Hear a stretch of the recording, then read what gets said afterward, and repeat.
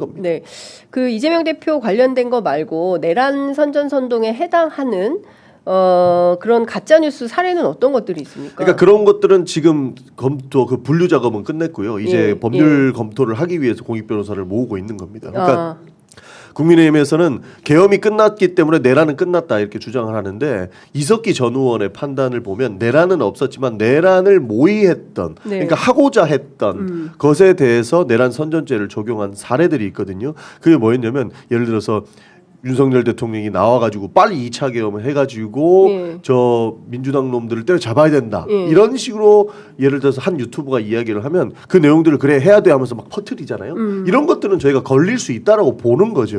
그러나 그런 법률 검토도 필요한 부분이라서 저희가 그 공익 변호사를 모아가지고 법률 검토를 좀 하려고 하는 겁니다. 지금은 내란 선전은 굉장히 예민한 부분이기 때문에 검토하고 있는 부분들이 많습니다. 그 예를 들면 이제 국회 안에서 국회의원들이 하는 것들 있지 않습니까? 그 경우에 따라서는 어제 그제 그 김재원 최고위원이 주장한 뭐 본인이 SNS에서 지우긴 했습니다만 그 폭도들을 향해서 뭐 십자군이랄까 뭐 이런 표현을 쓰면서 추앙하는 이런 것도 좀 해당이 됩니까?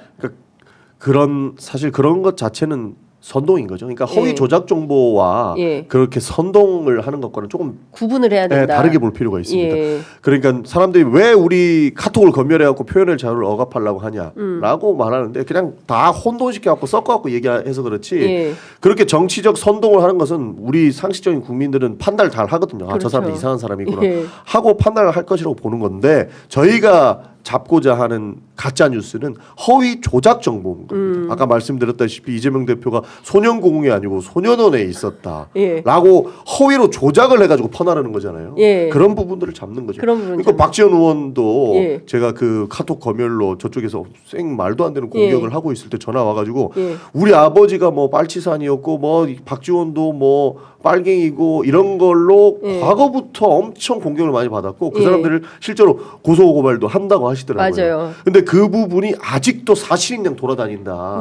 그래서 이것은 바로 잡으려면 고발해서 그 사람한테 사과 받으면 선처해주고 이런 방법밖에 없다라고 말씀을 또 해주신 게 있거든요. 그런 것들을 봤을 때 저희가 단호하게 대응하지 않으면 이 가짜 뉴스는 정말로 SNS를 통해서 퍼날라지고 이게 허위 조작 정보임에도 불구하고 사실인 양 호도되는 경우가 많기 때문에 그러니까 그런 부분 잡는다는 겁니다. 아직도 그 80년 5월 광주에 북한군이 침투해가지고 광주 시민들을 괴롭힌 거지 전두환 군사 정권이 총을 쏴서 국민 양민학살한 게 아니다. 한숨만 나오고. 라는 주장을 여전히 하고 있는 세력들이 있고 실제로 지금 제가 보기에 이 가짜 뉴스에서 가장 심각한 문제는 그 유통의 문제가 있다고 생각합니다. 그러니까 유통을 하는 과정에서 국민의힘이라는 공당 그리고 더 나아가서는 그 공신력이 있다고 평가받는 레거시 보수 언론들이 이것을 보도하면서 확산되는 확산 기능을 하는 거거든요. 교묘하게 세탁을 해주는 거죠. 그렇죠. 그러니까 말도 안 되는 가짜 뉴스가 만들어지면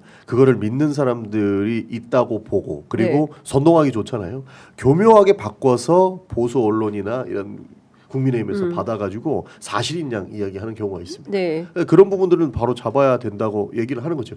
정말 이거 큰 암세포입니다. 앞으로 우리가 어떠한 일들이 일어날지 모르는데 이렇게 허위 조작 정보를 카톡이나 뭐 텔레그램이나 이런 걸로 주고 받으면 정말로 판단력이 흐려질 수밖에 없지 않습니까? 그래서 그 부분은 지금 단호하게 바로 잡아야 된다라고 보는 겁니다.